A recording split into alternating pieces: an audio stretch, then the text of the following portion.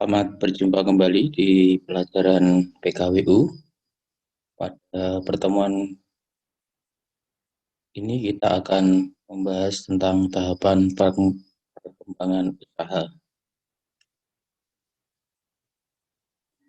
Pengembangan usaha adalah tanggung jawab dari setiap pengusaha atau wirausaha yang membutuhkan pandangan ke depan, motivasi, dan kreativitas. Suatu bisnis atau usaha belum menjadi sukses, tentu mengalami tahapan pengembangan usaha. Tahapan-tahapan itu apa saja? Kita akan lihat satu persatu.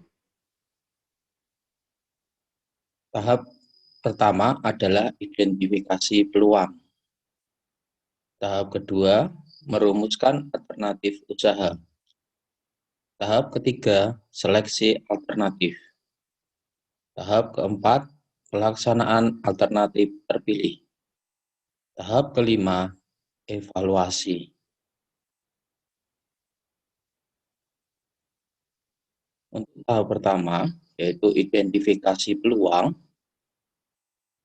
informasi biasanya dapat diperoleh dari berbagai sumber seperti rencana perusahaan, saran dan usul manajemen kecil, program dari pemerintah, hasil berbagi riset peluang usaha. 5. Kadin atau Kamar Dagang Indonesia atau asosiasi usaha sejenis.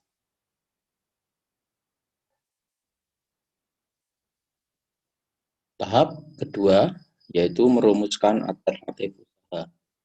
Setelah informasi terkumpul dan dianalisis, maka pimpinan perusahaan atau manajer usaha dapat merumuskan usaha apa saja yang mungkin dapat dibuka. Tahap ketiga yaitu seleksi alternatif. Alternatif yang banyak selanjutnya harus dipilih satu atau beberapa alternatif yang terbaik dan prospektif. Untuk usaha yang prospektif, dasar pemilihannya antara lain dapat menggunakan kriteria sebagai berikut. 1. Ketersediaan pasar. 2. Resiko kegagalan. Yang ketiga adalah harga. Tahap yang keempat yaitu pelaksanaan alternatif terpilih. Setelah menentukan alternatif, maka tahap selanjutnya yaitu pelaksanaan usaha yang dipilih.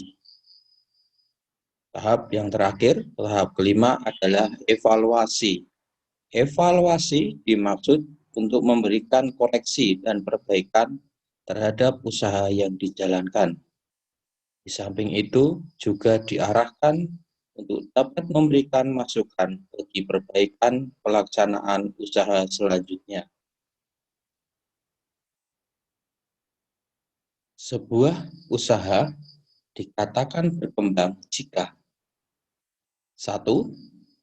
Jumlah pelanggan dari waktu ke waktu mengalami peningkatan. 2. Jenis dan jumlah barang atau jasa yang dijual semakin bertambah. 3. Jangkauan penjualan semakin luas. 4. Aset usaha atau barang harga semakin bertambah. Unsur-unsur yang mempengaruhi perkembangan usaha. Yang pertama, unsur yang berasal dari dalam atau dari pihak internal. A. Adanya niat dari si pengusaha atau wirausaha untuk mengembangkan usahanya menjadi lebih besar. B. Mengetahui teknik memproduksi barang seperti beberapa banyak barang yang harus diproduksi, cara apa yang harus digunakan untuk mengembangkan barang atau produk. C. Membuat anggaran yang bertujuan seberapa besar pemasukan dan pengeluaran produk. Unsur yang kedua yaitu unsur dari pihak luar. A. mengikuti perkembangan informasi dari luar usaha, mendapatkan dana tidak hanya mengandalkan dari dalam, seperti meminjam dari luar. C. Mengetahui kondisi lingkungan sekitar yang baik atau kondusif untuk usaha. D. Harga dan kualitas adalah unsur strategi yang paling umum ditemui. E. Cakupan jajaran produk yang luas.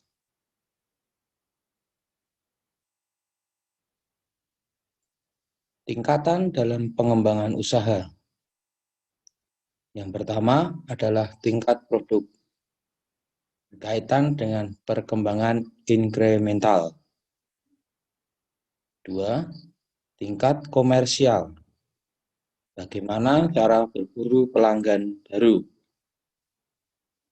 3. Tingkat korporasi, bagaimana membeli kompetensi organisasi. Jadi diharapkan bahwa organisasi yang ada ini menjadi organisasi yang sangat kompeten pada bidangnya. 4. Tingkat keamanan dalam proses penjualan barang, bagaimana menjual produk dengan harga yang terjangkau dan memiliki kualitas yang baik.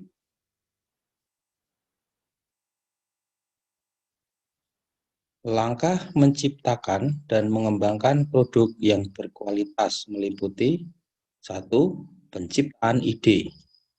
2. Penyaringan ide. Yang ketiga, pembuatan dan pengujian ide. Yang keempat, pengembangan strategi pemasaran. Yang kelima, analisis usaha. 6. Pengembangan produk. 7. Market testing. 8. Komersialisasi. Aspek-aspek yang diperhatikan dalam pengembangan usaha. 1. Aspek strategi. A. Meneliti jenis usaha baru dengan penekanan pada mengidentifikasi kesenjangan yang ada dan atau diharapkan oleh konsumen. B. Menciptakan pasar baru. C. Menciptakan produk baru dengan karakteristik yang menarik konsumen.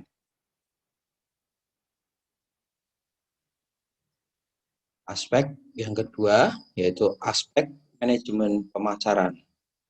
A. Menembus dan menguasai pangsa pasar. B. Mengolah situasi atau peluang pasar yang ada dengan teliti. C. Memasarkan produk dengan jaringan yang luas, seperti impor produk ke luar negeri. D. Membuat strategi pemasaran yang dapat membuat konsumen membeli produk kita, seperti pemasangan iklan, brosur, dan lain-lain. Aspek yang ketiga yaitu aspek penjualan. A. Memberikan saran tentang perancangan dan penegakan kebijakan penjualan dan proses tindak lanjut penjualan. B. Banyak volume produk yang akan dijual.